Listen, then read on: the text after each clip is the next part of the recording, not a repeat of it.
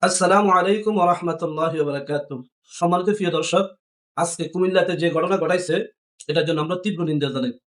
বাড়ির দরজার মধ্যে ঘেউ, ঘেউ করে কুকুরে না, আজকে তারা আমাদের সাথে কুকুরের আচরণ করছে। আমরা আমাদের দাবি আদায়ের জন্য ঢাকাতে গিয়েছি।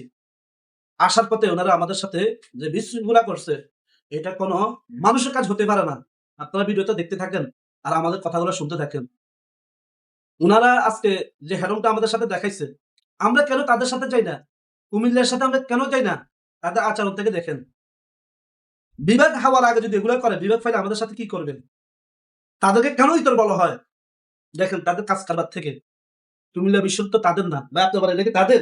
কুমিল্লার বিশ্ব রোড হচ্ছে সারা বাংলাদেশের, শুধু তাদেরও না, সারা বাংলাদেশের। এর মাধ্যমে ১ নম্বর হচ্ছে নোয়াখালীর সবচাইতে রেমিটেন্স বেশি আসে।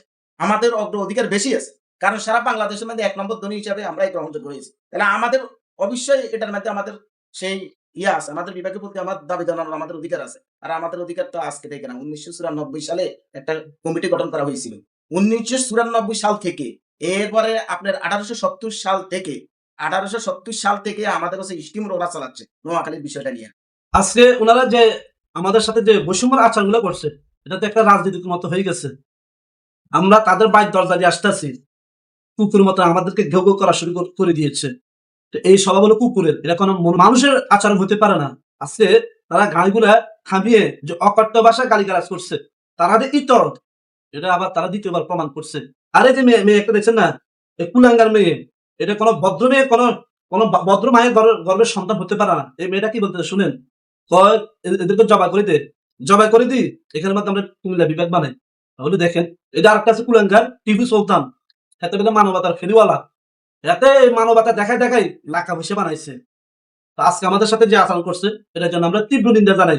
আমরা নোয়াখালী, লক্ষ্মীপুর, ফেনী কেন তাদের সাথে যাইতে চাই না, তার প্রমাণ তো এখন কুমিল্লা বিশ্বটা আমরা খাওয়ার জন্য নামি, নাস্তা বিরতির জন্য নামি, ২টা পরোটার বাজি ৩,০০০ টাকা বিল চলে আসে যদি শুনে প্রবাসী।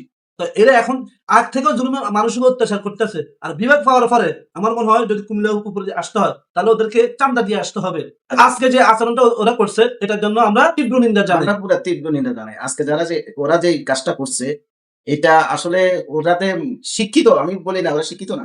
ওরা সবসময় বলে ওদের এখানে সবকিছু আছে, নোয়াখালীতে কিছু নাই।